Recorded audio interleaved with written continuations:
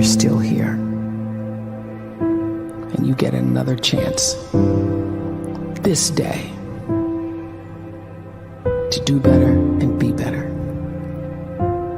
Another chance to become more of who you were created and what you were created to fulfill.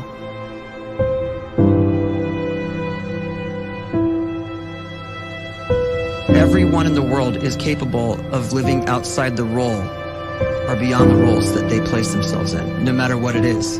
You're not just a dad, you're not just a banker, you're not just a brother or a son or a convict. It doesn't matter. Like, everyone is bigger, much bigger, infinitely bigger than the roles they place themselves in, and is capable of reaching potential greater than anything they could imagine.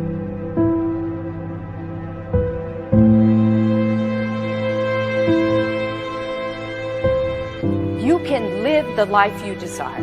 It's right there in front of you. But in order to achieve it, you must first see it, then believe it, and then you must graciously ask and train your brain to help you execute your vision.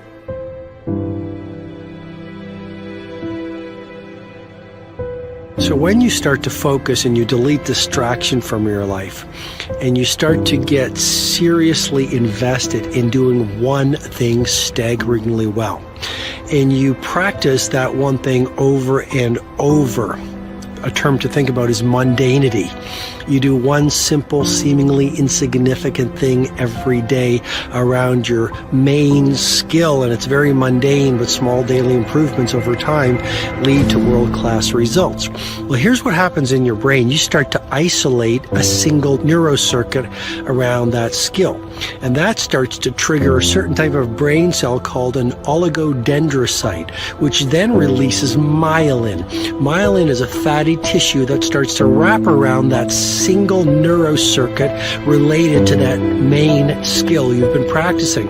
And when myelin starts to wrap around the brain circuit, what happens is you have accelerated learning times, you can see more quickly, heightened perception, and you'll learn more quickly. And that is really the quote-unquote secret of the great producers. It's not a result of some natural gift, but their daily practice, their relentlessness and their grit, their work ethic, and their singular focus and sacrifice.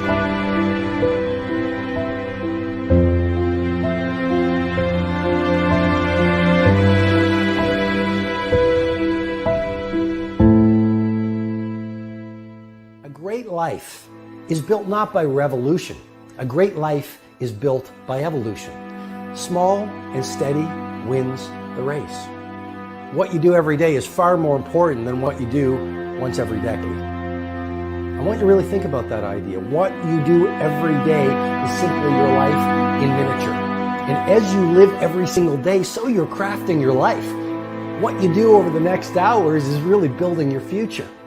And if you can just get every single pocket of 24 hours right as best as we humanly can, the rest of our life is going to take care of itself. So small wins matter. The scripture says we will eat the fruit of our words. You are planting seeds when you talk. At some point, you're going to eat that fruit. My challenge is make sure you're planting the right kind of seeds. If you want apples, you have to sow apple seeds. If you want oranges, you can't plant cactus seeds, poison ivy seeds, mushroom seeds. You're going to reap fruit from the exact seeds that you've been sowing. In other words, you can't talk negative and expect to live a positive life. You can't talk defeat and expect to have victory. You can't talk lack, not enough, can't afford it, never get ahead, and expect to have abundance. If you have a poor mouth, you're going to have a poor life. If you don't like what you're seeing, start sowing some different seeds.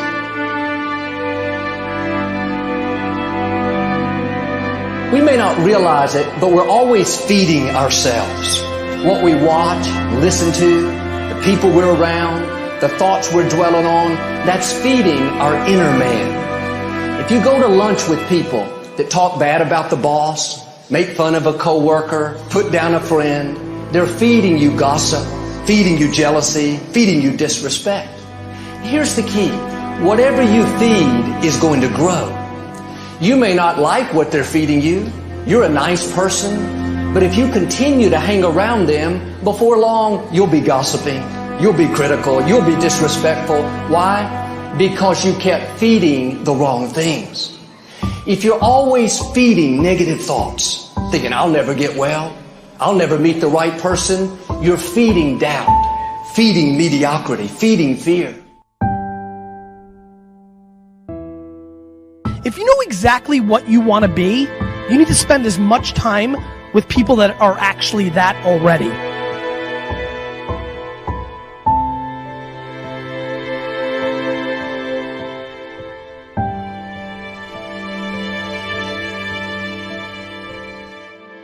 You cannot let a fear of failure, or a fear of comparison, or a fear of judgment stop you from doing what's going to make you great.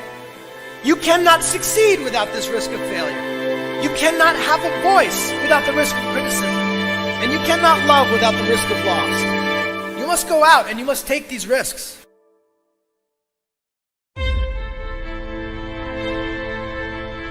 You don't have the time to waste time, because time doesn't wait till you discover your purpose.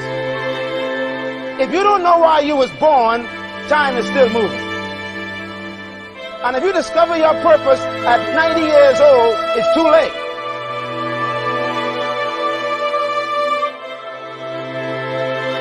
You don't know how young you are. What if you die in 2 years? You're pretty old right now. You got 2 years left. And if you're 50 years old and you're feeling discouraged, well, remember the advice about planting a tree. When's the best time to plant a tree? 20 years ago or today? So if you're 50 and you feel like life left you behind, well, get started right now. Better late than never. Better late than never. Don't think about time and age so much. It gets people distracted. When the whole world's distracted, you be focused.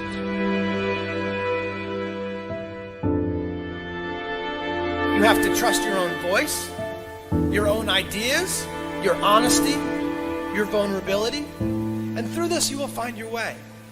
You do not have to be fearless.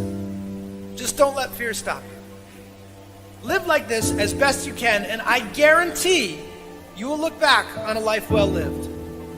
You are capable of greatness in your profession, and more importantly, in your quality of self. Stay hungry. Stay young at heart. Take those risks.